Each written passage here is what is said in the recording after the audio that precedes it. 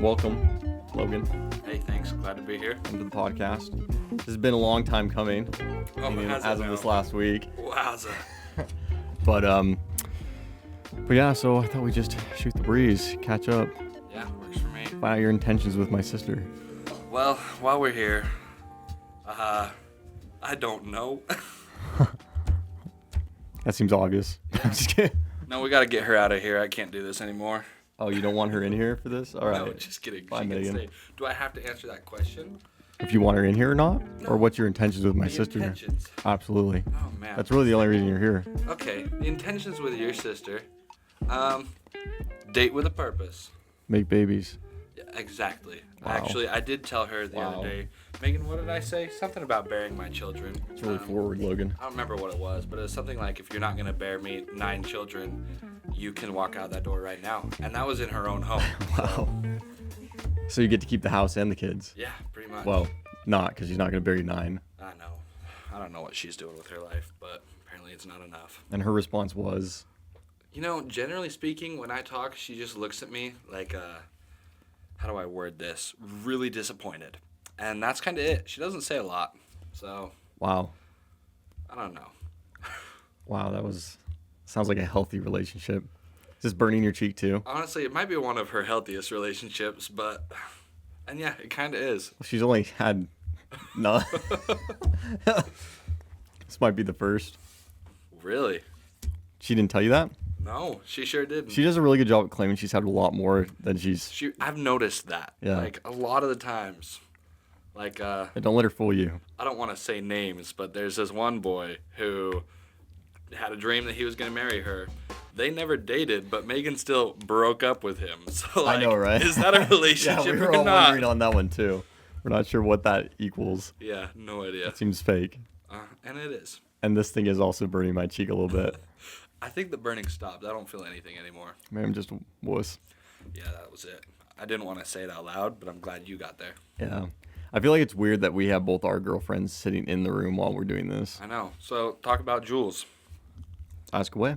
All right. How many relationships has she had prior to you, and were any of them real? They were. I mean, they were younger relationships. Let's just say that. Uh-huh. So I'm not sure she was at a place where, they could really level up in the relationship field. However, I think there was like 2 or 3. But yeah, like one of them was not like super real. Are It was you just kind of like intimidated by any of them? never. Well, no, Okay, that's I've never good really news. met them either. Yeah, that's probably good. Yeah. Generally speaking, you don't meet your girlfriend's exes. Unless you live in Grace, Idaho, then you know everyone, so there is that. Yeah. Well, she came to your pool technically. And she did.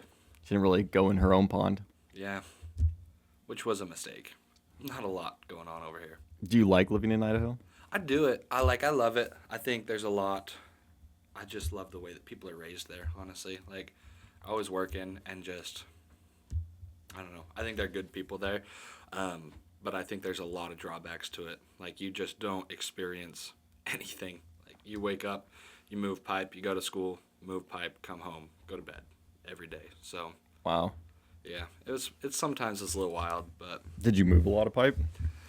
yeah, I mean, I've got 3 brothers, and we moved into Dingle to begin with, and there's like 60 people there, and so every farmer and their dog was like, I gotta get the Bush boys to come help move pipe. And we just moved up from Salt Lake, like I'd never moved pipe before, but How old were you? I was like 7.5 at the time, but we started moving pipe as soon as my oldest brother could reach a steering wheel, so I don't know, probably 9 I started helping with moving pipe. That's interesting. Did you like it? I sort of do, but I never moved as much as they did, like, just because I was in, like, elementary school and they were in middle school, so they'd go together to move pipe, they being my 2 older brothers, Cannon and Gabe.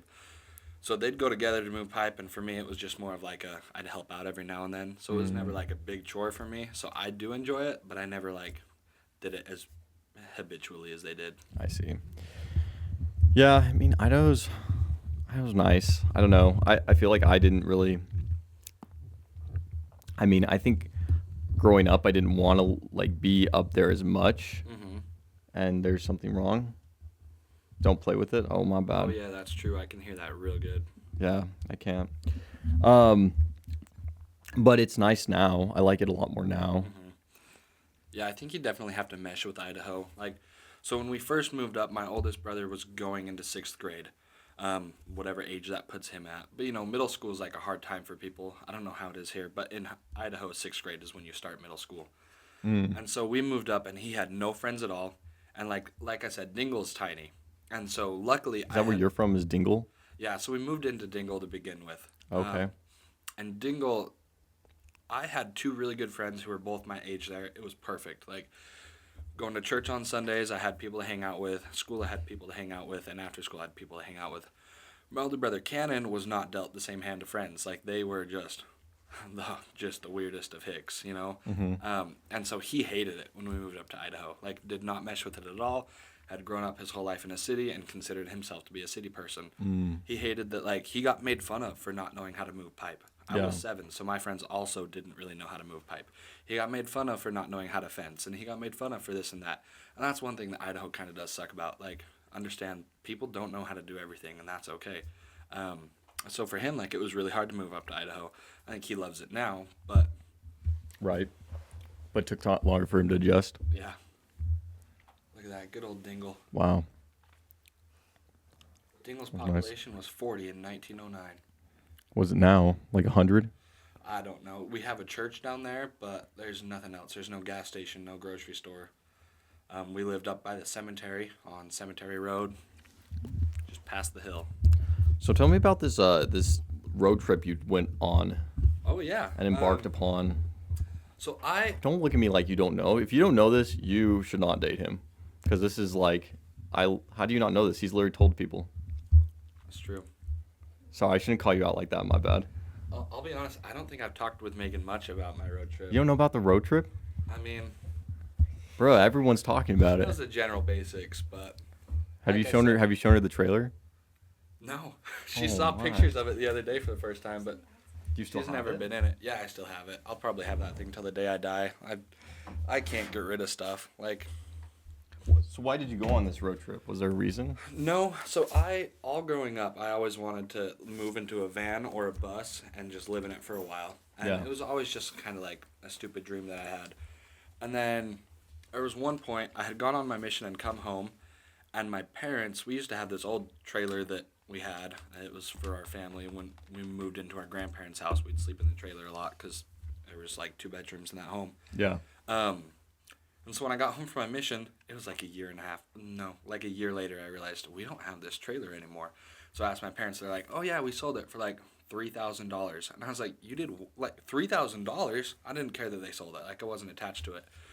But that was when I realized that you don't have to buy a $60,000 bus. You don't have to buy a $100,000 decked out van. You can buy a trailer and just tow it behind your car. True.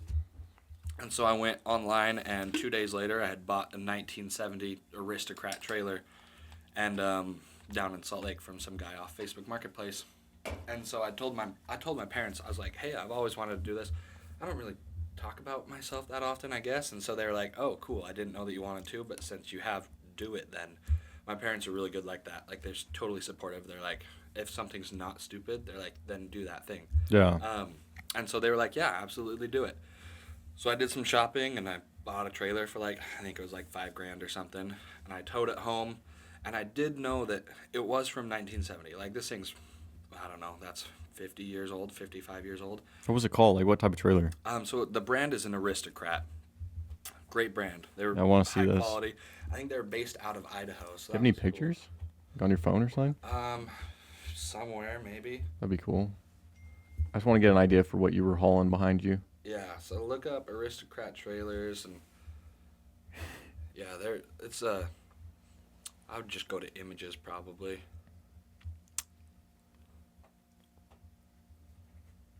We're almost there. So how are we feeling about these? I don't know. I'm okay with it. It's like I'm chewing gum, but I don't have to chew anything, so that's nice. Yeah, it was the same model as this one. When I got it, those teal stripes were like a gold. Okay. But it was the same model as that. And I did know that I had to take off the aluminum because I could feel that the walls were not very stable, and I didn't want to live in this thing for 6 months if it wasn't stable. And so the dude that I bought it from had renovated a few trailers before, and it's actually cool. There's like a whole community of people who renovate old trailers. Like Wow. it's just a thing that people love to do, especially these older ones. Like those Classic yet hubcaps here. luxurious. Yeah, these hubcaps here, they'll go for like $100 each, which Wow. is hilarious. I would never do that. Those ones have been painted over. Normally, You're like, they're oh, all, mine doesn't even have hubcaps. no, it actually does. But yeah, normally they're all shiny and they say aristocrat on them. But it's really cool, especially this brand just has like a little following that just they get together every year. They have an aristocrat group that Will you meets be together in attending? California. I really want to go, especially because it's like a bunch of 75-year-old people who have retired and just love this brand. Why don't you go? They had it. Megan's willing, right, Meg? She got the thumbs up. She didn't even know it existed until right That's now. true. I don't. Honestly, I'm dating him at this point, not you. And I'm not mad about that. But yeah, they have this meeting like every year in California, and they go just together and meet up for a week and show everyone the trailers that they built and whatnot. Yeah. So I bought a trailer like this, and the dude I talked to said you have to do the renovations from the outside. Like that's how they're built. You can't just tear away stuff from the inside. You have to take off the aluminum. So I thought to myself, okay, I'll take off this aluminum. Like I work 1 week on, 1 week off. I'll do a ton of work on the off week, and I'll get it done. Yeah. 6 months later, I finally left. But yeah, it took me forever. Actually, it might have been more than 6 months. No, it was about 6 months. But I started working on it slowly. I was going to college full time as well, and so I just didn't have a lot of time. Like I'd be up at college in Rexburg for a week, and I'd work that week while I was doing college. Right. And then the next week I'd be off, but I'd still have classes to go to, so I'd only be able to come down on the weekend. But eventually I took off all the aluminum, and all of the walls were just rotted out. The wood was just gone, and I had no idea what I was doing. I've always loved working with my hands. We live in an old home that we renovated, but I don't know. I'd never done anything like this before. Right. And so I just started looking at it and thinking, how can I rebuild this? And I ended up taking off this wall on this side. I took this wall off entirely. And then the rest of the walls, I also took the front off entirely. So this side wall and this front wall, I took off entirely and rebuilt. And the other walls and the ceiling were good enough that I just had to replace bits and pieces. The corners especially were super rotted out. Sure. So I built this whole new frame and put it back together, and then started working on the inside, getting the paneling put back in place and the insulation and everything. And then I went to go put the old aluminum back on because I had taken all of it off, and I realized that this window here was about an inch higher than it used to be, and this window here was about an inch to the left of where it used to be with the frame that I'd built. Right. And I didn't even think, it was lucky that it was that close, because in my mind I didn't even think about how exact it had to be. Like that aluminum, you can't stretch it an inch. Sure. It just did not fit anymore. And I was like, I just spent $5,000 on this trailer and then like a grand in supplies. I don't want to have to go buy new aluminum. Right. But it's what I ended up doing. So I bought new aluminum for the whole thing. They just sell it to you in big long sheets. So there's 3 pieces of aluminum here. There's one that goes from here to here, Right. all the way across. One here, and then it's longer than that, and then one down here at the bottom. So I just bought 3 sheets of aluminum, and then 3 more for all the sides. And I went down to Salt Lake, and we have a little flatbed trailer that I towed down, and I picked up 20-foot pieces of aluminum, brought it back, and started stapling it on there. The hard thing was, at this point, it was winter. Like, it was snowing, it was cold outside, and they tell you with this aluminum, it expands and contracts so much with the heat that Right. you have to do it when it's 80 degrees outside or hotter. They say if it's colder than that, do not do it. And in Idaho, it was like December and January when I was doing this, it doesn't get over 80 degrees. The highest it will be is 40 degrees in a day. Sure. And we had moved into town in Montpelier at this point, but we still had friends out in Dingle. One of them had a shop with a wood stove in it. So I towed it out there, no aluminum or anything, just an empty frame, towed it out there and stored it in this shed. And then every day I'd wake up bright and early in the morning, and I'd go out and I'd stoke the fire real good and just get it as hot as I could. It took hours to warm up. So I'd wake up at like 5 a.m., go out, start the fire, come home and go back to bed till it was warm enough. And then I'd come back out here and I'd start putting the aluminum on. And it was, let me tell you, it's difficult. Like, this thing's 20 feet long. It is so hard to put that aluminum on there alone. Like, it was not easy at all. Right. Luckily, I had my dad help me with most of this process. Like, if you ask him, he'll be like, "Oh, I hardly did anything." Not true. Would not have happened without that man. Um, so it was really, really helpful to have him help me put on aluminum and everything. But eventually, I got to put it all together, and I got the inside finished. And then around February of this year, I took off, and I was gone for 6 months, and just traveled all over the U.S. Where'd you go? So I started and I went down to my mission in Texas. Okay. I served in Lubbock, Texas. It was like the whole west half of Texas. So it had fun places like Roswell, New Mexico was in my mission, and other than that, there's nowhere that anyone's gonna know. Right. So I went and visited my That's mission. New Mexico. Yeah, there's nothing there. Went and visited my mission, and then I went, and I just love being outdoors, love hiking and everything like that. Hence living in a trailer. Mm-hmm. I never once stayed at any like RV park or anything like that. I was always on BLM land. I was always clear in the middle of nowhere. Like Right. never society anywhere near. There were times I was off-roading so bad that I did break. There's a bumper on the back of the trailer. I broke the bumper off the back of my trailer just tearing through some terrible dirt roads. Right. I was in Tennessee at the time, but so I was always out in the middle of nowhere. So I go down to Texas. I went. Did it have a shower in there? Yeah, so it has everything that you need. There's a shower in there. There's a toilet in there. There's a fridge. There's a stovetop. There's an oven. There's 2 beds. Yeah. It's got everything you need. Did you assume you just used the one bed, right? Yeah, I just used the one. My other bed was a table that I worked off of. Oh, I nice. worked remotely. Nice. So I worked the whole But time. now, that second bed What do you mean? could be useful For why? for me. Oh, okay. Road trip. Yeah, okay. Obviously. Absolutely. And I'm so Naturally. down. Yeah.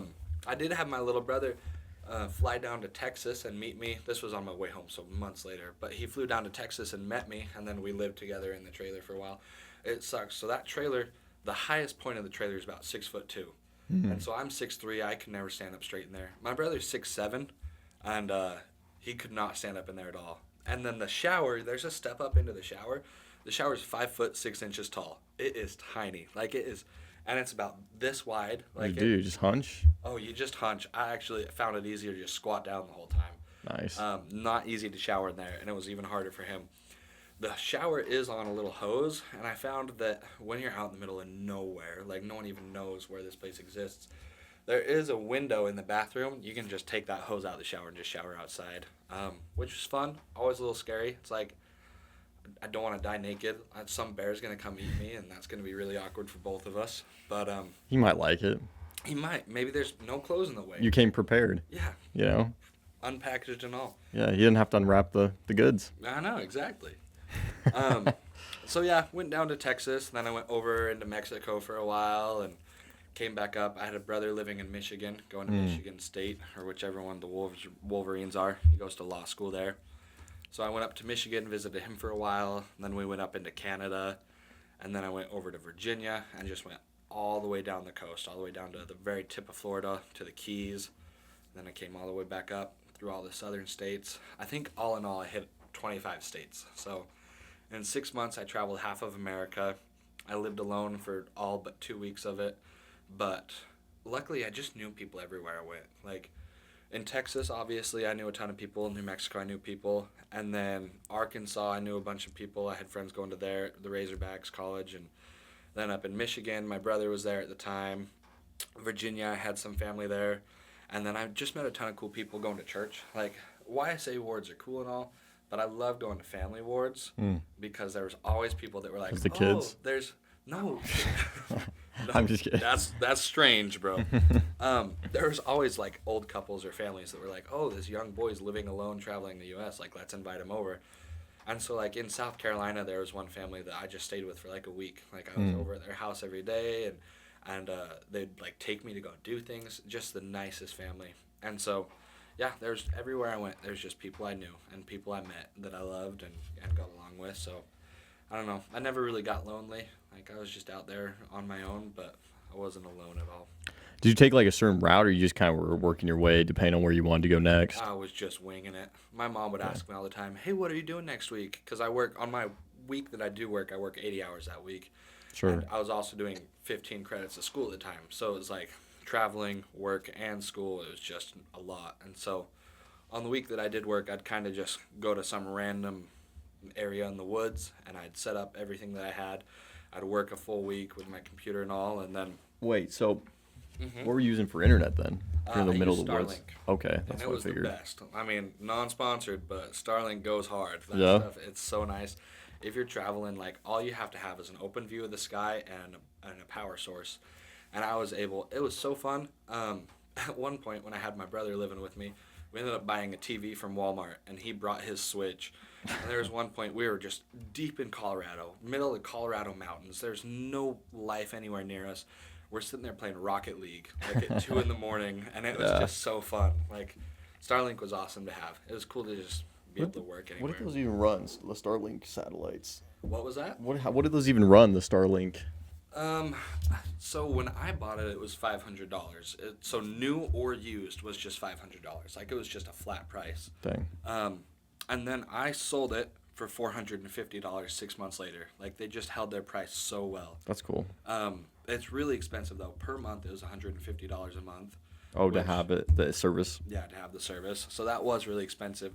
That is if you pay for the fast service and the traveling service. So, like, I could go anywhere and it was fine. I didn't have to be stationary. But then, like, 2 days after I sold it, Starlink put it on sale, and I've been home a month and a half, 2 months, and the whole time that I've been home, Starlink is like $250 now. So, like, if you're gonna buy, now's a great time. Right. They're pretty nice. I've heard good things, but Yeah, I love it. I've never used it. It's been so fun to have. And so your brother was living with you in the trailer, like while you're traveling, or what? Yeah, so How'd that work?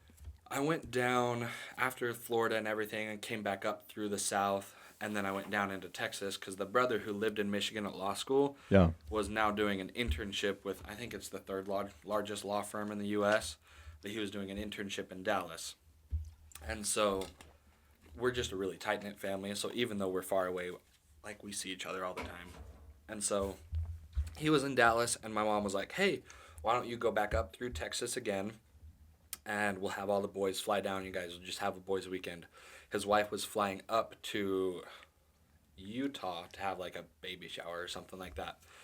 And so we all met together in Dallas. I had my 2 older brothers, my younger brother, and my dad. We spent a week in Dallas hanging out, and then I worked a week in Dallas. And then that off week that I had, my little brother and I came all the way back up. We went through, I'm trying to remember if we went through Oklahoma into Colorado or if we did New Mexico into Colorado. I think we went through Oklahoma. So we went straight up from Dallas into Oklahoma, northern Texas area, into Colorado, and just hit every national park we could.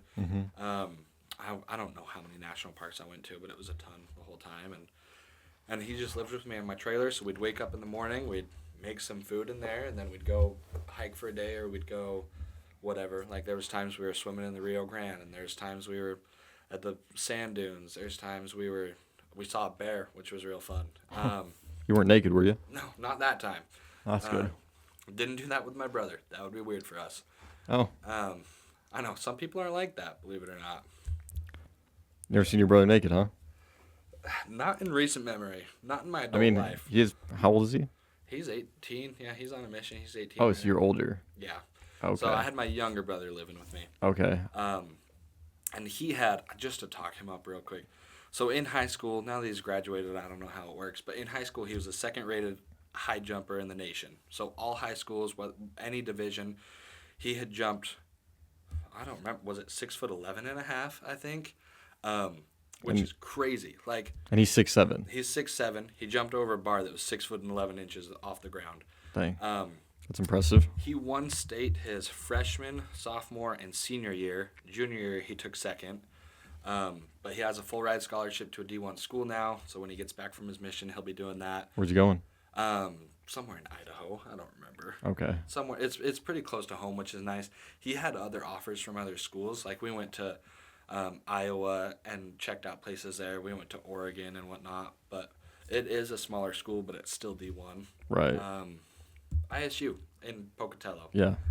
So it's funny because they're not D1 for basketball or football or anything like that, but their track program's actually super good. And so they are D1 for track. And I don't know how that works, but Yeah.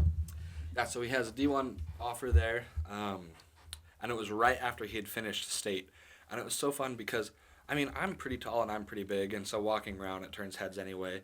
But I just get dwarfed by this guy. Like he's tiny, he's a twig, but he's like 5 inches taller than me almost. And Right. so walking around stores and everything, people would stop us all the time and be like, "Oh my goodness, you're so tall! Like, do you play basketball?"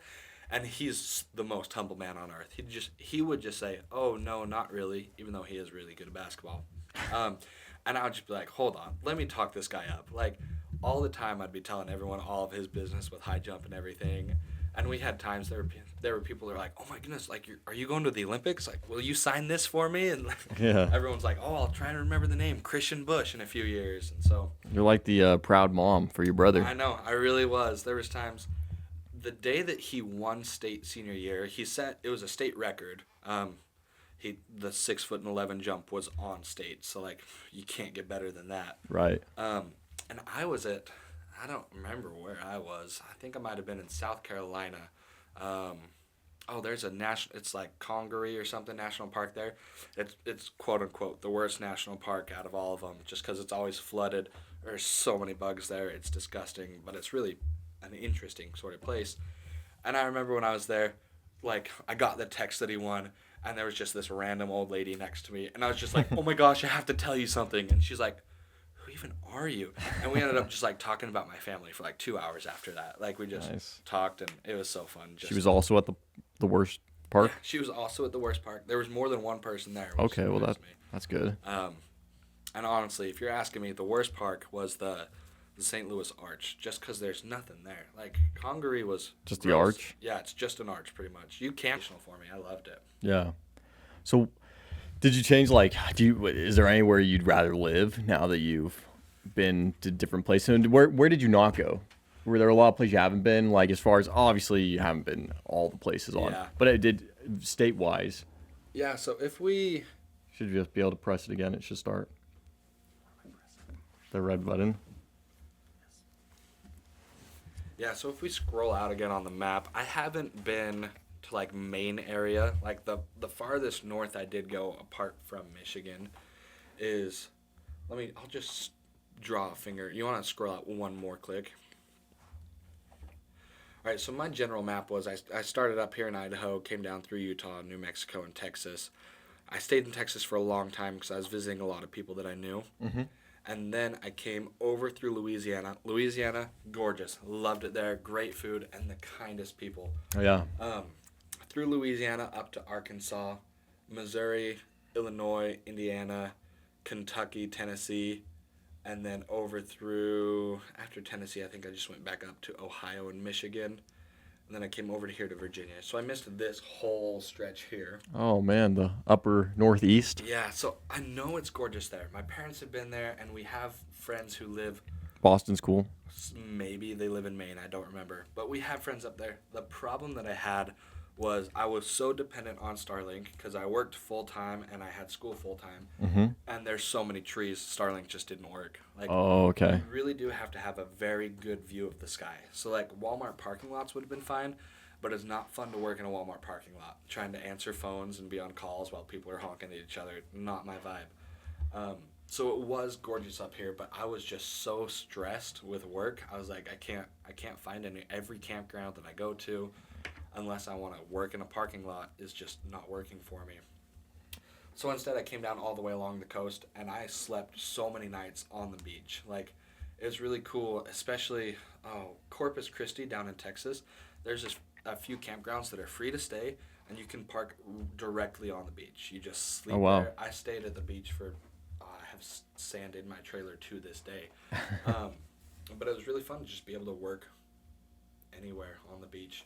And so that's why I stayed away from the north, was because I just wasn't working, too treesy. Mm-hmm. But all along the coast was super easy. Like, you just point it over the ocean and you're good to go. Sure. Great times. That's pretty exciting.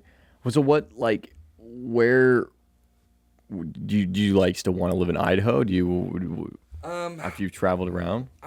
So after traveling around, I realized I could live anywhere and be just fine. Like, I'm a pretty easygoing guy, and so I don't think there was anywhere that I necessarily loved. There were places I wouldn't live, and this is maybe terrible to say, but Alabama and Mississippi were the two worst states I've been in my life. I feel like every road that I drove down, every town that I went in was like a third world country. Like it was just terrible there. Yeah. There were a lot of places that were gorgeous. Was Like it just run down or like it just homeless or felt what? run down. Okay. Yeah. I didn't even notice a lot of homeless people actually, just like a lot of rundownness. And I was there during like it was mid-July. It was hot outside. It was humid. So I mean that definitely could have been adding to it. And time of year plays a huge part. You know, when I was in Arkansas, it was springtime and it was gorgeous. And then I made it up to Michigan like a week later, and Michigan had not had spring yet. But down here in Arkansas, they were blooming. Right. So Michigan was still cold and dead at the time. And so, yeah, but Alabama and Mississippi, two of the worst states I've ever been in, they just felt gross. Like it was just abandoned everywhere. Georgia was gorgeous. It's so funny because Georgia was gorgeous, and Louisiana, it's hit and miss depending on where you go to. But Florida, I also loved. It's crazy to say this out loud, but I think I would live in Florida. Like, it was hot and it was humid, and I sweat a lot, but it was pretty, and there's so much outside. Mm-hmm. Florida's really nice. It was so fun to be able to see, like, a crocodile, an alligator, and a manatee all on the same day. Like, because the crocodile was in the ocean. It was salt water. Mm-hmm. Manatee was in the ocean. The alligator was in fresh water. And then all the different birds and everything. Like, it was just so cool to see all of it in the same day. And I did love Florida for that. Loved the outdoors there. If I had to move somewhere far away that wasn't Idaho or Utah, because that's kind of where I'm from, I would think I would choose Tennessee. Like Eastern Tennessee over here. It's got the Great Smoky Mountains, and they were gorgeous. Let me tell you, I loved this, whatever how you say that word, forest, and this weird forest too. They're both in Chattahoochee. Chattahoochee, of course. Those two forests that aren't even actually in Tennessee. Mm-hmm. I loved this little corner of Tennessee here. I would live there in a heartbeat. It was gorgeous. There were good mountains. There was lots to do outdoors, and there was kind people. Yeah, I think Tennessee's on the boom. Actually, I think a lot of people are moving there. Nashville sucks. Let me tell you. Also, the problem is I did go to Nashville alone, like just me, a dude. Yeah. I didn't go out to party with anyone. So if that's your Probably thing, not much of a maybe you love drinker. it. Yeah, don't drink. So, but I hated Nashville. It was not fun. It felt like Vegas. So if Vegas is your vibe, you'll probably love Nashville. Vegas really isn't my vibe, you know? It's fair. Yeah, I've never Especially been. not alone. I've heard good things. I know people like to visit. I don't know if you're wanting to stay long term, but I'd say being alone probably would kind of suck in Nashville. Yeah, like I was in Orlando, and I was like, "There's no way I'm going to Disney World. Like, you cannot go to Disney World alone. That's just people are gonna look at you weird, and they would have." So. Yeah. I don't know. Nashville's cool. Orlando. I was in Orlando for a while because I had my mission partially there. Oh yeah. And it's pretty. The coast is really nice. They've got really good beaches there. Yeah. I can't remember. I think is it California's beaches that are always cold? I think it's California that's always cold. Yeah. Versus Florida, it warms up quite a bit. Yeah, it was great to swim along the beaches all along the East Coast, but West Coast beaches are cold. I mean, before I lived in my trailer, my family travels a lot anyway, but we always travel west. I'd never been east in my life. Mm-hmm. But west beaches are always freezing. I mean, it never stops me from swimming in them, but they're never warm. So what are you studying? Because you said you were in school for quite a while. Yeah, Still are, right? I still am, yeah. I'm going into construction management. I've always loved working with my hands. The home that we bought's from like 1925, and so we renovated that. And that's kind of all the construction experience that I have. But I really like the management side of construction just because... Is your family at all in construction or just like... Not in the Okay, least. okay. I have a cousin, turns out, who does construction management, and he's loving it. But like my direct family, no. We've never really done anything construction-wise, but I've always loved working with my hands. I mean, living in Idaho, you build things still. So like we built our chicken coop that we had in Dingle and whatnot. But no, I still have very little idea of what I'm getting into in my life. The management side of construction, you really don't work with your hands that much, but I just like being around that environment still. And so you really, like being a project manager, you're just in charge of scheduling when things going to be built on the site. Like you're in charge of Right. scheduling when construction crews are concrete crews are coming in versus the framers and this and that, just because there's a lot of things that overlap and whatnot. And so it's a lot of scheduling, and it's a lot of just making sure other people are doing their job. Yeah. But I do love that. Like, I love the management side of things. I think growing up in the church is great because everyone gets an opportunity to be in a leadership position at some point. And so I did not know where you were going with that from construction, but now I got No, you. I yeah. got you. I was like, yeah, like the church is great. I'm into construction, and the church is great because I was like, Because it gives you leadership. because they build opportunities. temples. I don't. Yeah, exactly. So yeah, I just love leadership. I love management, and I like being around construction. So Did you do like leadership stuff in high school or just yeah, church or what? I mean, I went to a small high school, so everyone did everything. But I mean, I was in student council and went to a ton of leadership seminars and everything every year, and we always were studying different leadership books and this and that, and I absolutely loved it. I also was just really popular in high school. Like, I didn't have a social group at all. Right. So I'd invite everyone to my home. Your girlfriend's laughing at you right now. I hope you know that. She doesn't believe me because she knows me now that I'm weird. I used to be normal, believe it or not, and then I decided that's lame. Hey, remember, it's a school of like 100 kids. But he was popular for the There town. were 250. My bad. Okay? My bad. Come on. Give I me thought some I thought credit. that I thought that was the town size. Oh, well, no, we didn't have school in Dingle. We went to Montpelier. Oh, So, oh, okay. I mean, the school in Montpelier had kids from Dingle, Montpelier, Bern, Ovid, Georgetown. What a funny name, Dingle. Yeah. Dingle, Idaho. Dingle's the worst name, but I love it. Mom always called us Dinglings growing up, so Oh, that's good. can't get worse than that. That's a term. Started from the bottom, and now we're still relatively at the bottom, but we're getting there. I don't remember what I was saying other than that. Oh, You're just saying you're really popular. You're yeah, mad I popular was in high mad school. Popular. Ladies were all over me, and because of that, I love when people listen to me. End of story. Wow. And I chose to date Megan, who never listens to anyone. True. She's tough on the ears and tough to use her ears. No comment. Still young relationship, so. So construction, that's the goal. Mm-hmm. Like Yeah, what, that's a the goal. construction company, or just want to join a construction company, or Yeah, what? so I want to start a construction company. I've always known that I wanted to start a company, period. I have not really always known what kind, and even now, like, I could say I don't know what kind of company I do want to start. But it's a very stable industry. Construction management is super stable right now, especially because no one works in it. They say, I think it's 5-1 right now.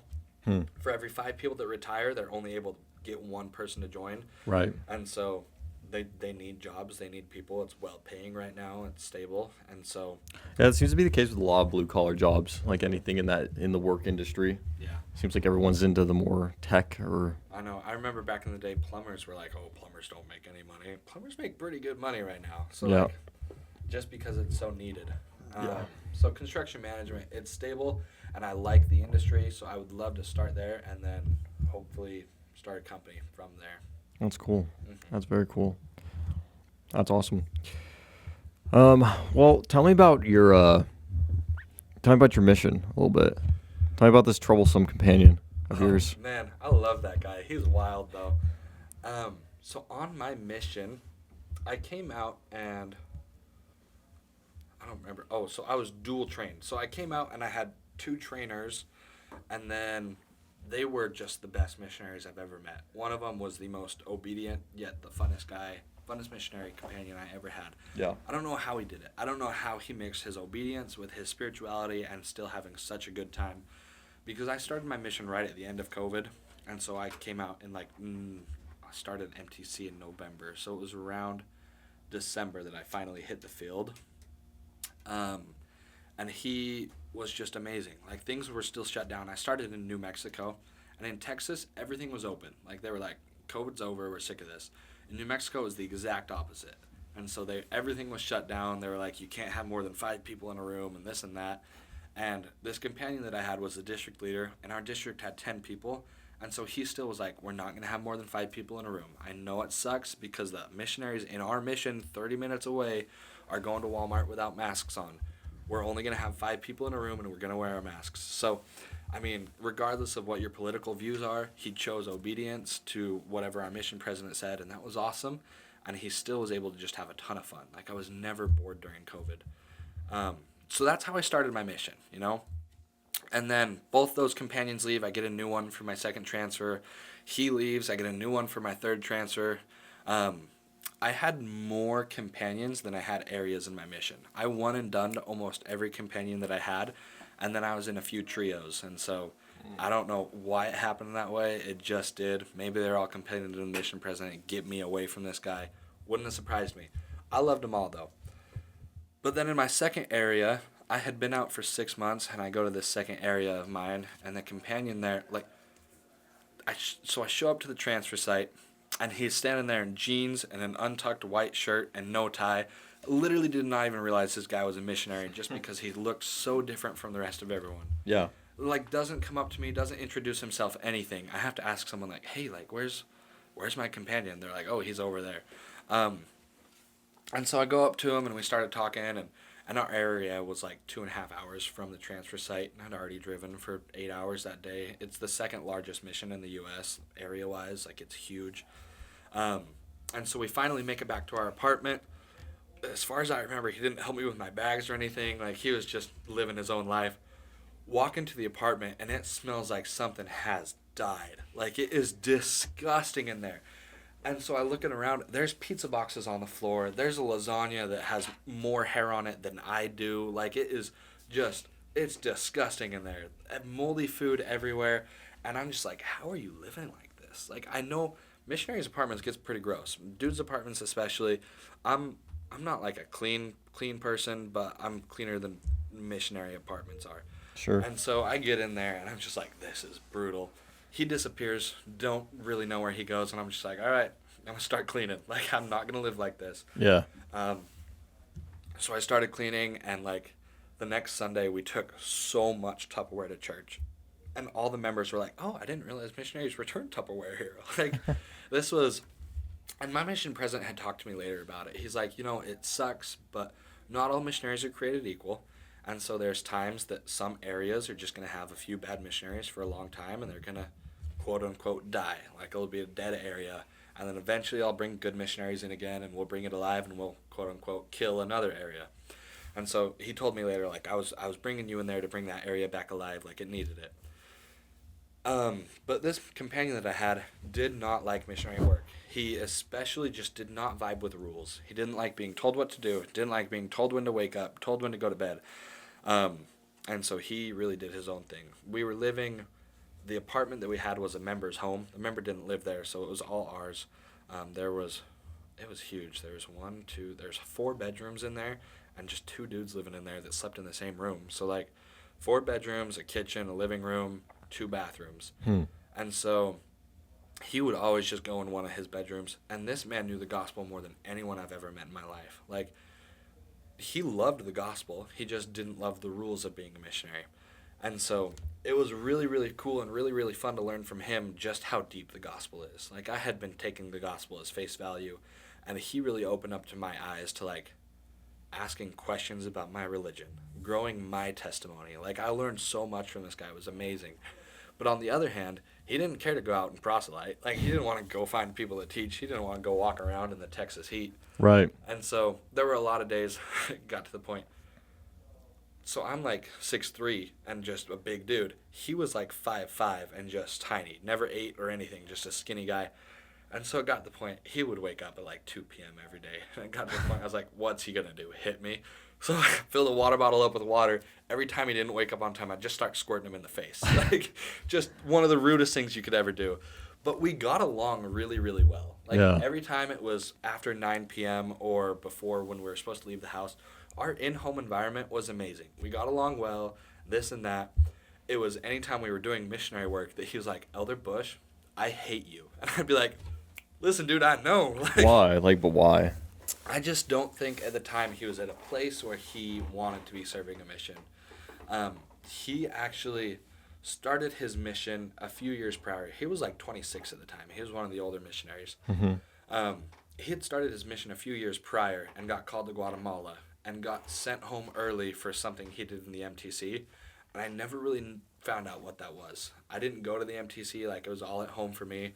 But I've heard from a lot of people that the MTC is like, they try to make you feel guilty about this or that. Like, and by a lot of people, I mean like 2 people have told me this, and he was one of them. But he had done something that where he got sent home early due to disobedience or whatever. And so he was really, really bitter about all the rules of the mission, but he still had a really strong testimony. So a few years later, he was able to come back out and got a new mission call and everything. And so it was really cool. Like, I knew he loved the gospel. He just hated the hierarchy of a mission. He hated the rules of a mission. And I think it just drug over him from his MTC experience to this day. Like, it just had a bitter taste in his mouth. And so during lessons and everything, I totally relied on him. I had been out for 6 months. I just was not nearly as deep in the gospel as he was. I was 18 years old. He was 26. He had started a mission before, and I totally relied on him. He was an amazing teacher. He just really had trouble motivating, really had trouble getting started, because he's like, if people want the gospel, they'll find us. I'm just here to teach them. And I was like, I disagree with that. Like, there's people out there who don't know what they're missing, and we're going to go find them. Sure. And so it was hard at times, but my favorite part about this whole experience is we did get along, but, I mean, there were times he told me, Elder Bush, I hate you right now. I didn't care. Like, it didn't bother me at all. But there's a few transfers later, I heard that he was training, and I was like, oh my gosh, what is our mission president doing? Like, I love this man. Don't let him train a new missionary. Like, he's going to set a very bad standard. Yeah. And after I found out he was training, like a few days later, I got a call on our missionary phone, and he was like, hey, is this Elder Bush? And I was like, yeah, what's up? And so we started talking, and he's like, hey, I just want to thank you because you completely turned around my mission. Like, I hated getting up. I hated doing missionary work. The only things I liked doing were personal study and lessons. And you completely changed not just my mission, but my life. Like, and so it was really cool just to see that through my hard work, I know, honestly, it was eye-opening for me, but through my hard work, I was able to make a change in his life. And I loved that. I was so glad to see that he was following the rules now, that he was training now, and rightfully so. And then I felt bad because I was like, what am I doing? Why am I still viewing him as if he can't change? When I heard that he was training, why was my initial response to think, well, that was a mistake? Why wasn't my initial response to think, good, I'm glad he changed? You know? Right. Like, I really was disappointed in myself that my initial response wasn't to think something positive. It was to put someone else down. And so I learned a lot from that. Like, when we hear things from people, our initial response should be positive until we hear something else, because that's not only going to improve the quality of our lives, but it'll improve theirs as well. Sure. That makes sense. I mean, you hadn't probably seen him since last time, right? I hadn't seen him since last time. So, like, the last thing that I saw, he was not, quote unquote, a good missionary. Yeah. But I still think, especially as a missionary, a lot of change happens. And so I still think that looking back at it, I wish I would have been like, when I found out he was training, glad for him. Did you get to see him after at all? No, so I haven't seen him since. Listen, I'm a terrible long distance friend. Like, if you're not here with me, I don't text anyone ever. I hate texting. And so unless I'm in Provo, where 90% of missionaries end up after their mission, I'm not talking to my missionary friends. And so I haven't seen him since. Like, last time that I talked to him was that phone call that we had where he thanked me for changing his mission around. So I have no idea what he's doing now. I mean, I'm sure he's doing great, but no idea. Probably married. I think he might be married. I don't know. We're still Facebook friends, so I can check one of these days. Yeah. Huh. Yeah, the missions are cool. I think you get to learn a lot about people and understanding people and how they work, how they tick, and how they're different than you or whoever you're working with at the time, because everyone's a little bit different that way. Yeah. But how are we doing on time? I just want to make sure we're not like cutting ourselves too short. What? We're right at 1 hour. Okay. What's the schedule, just so you know?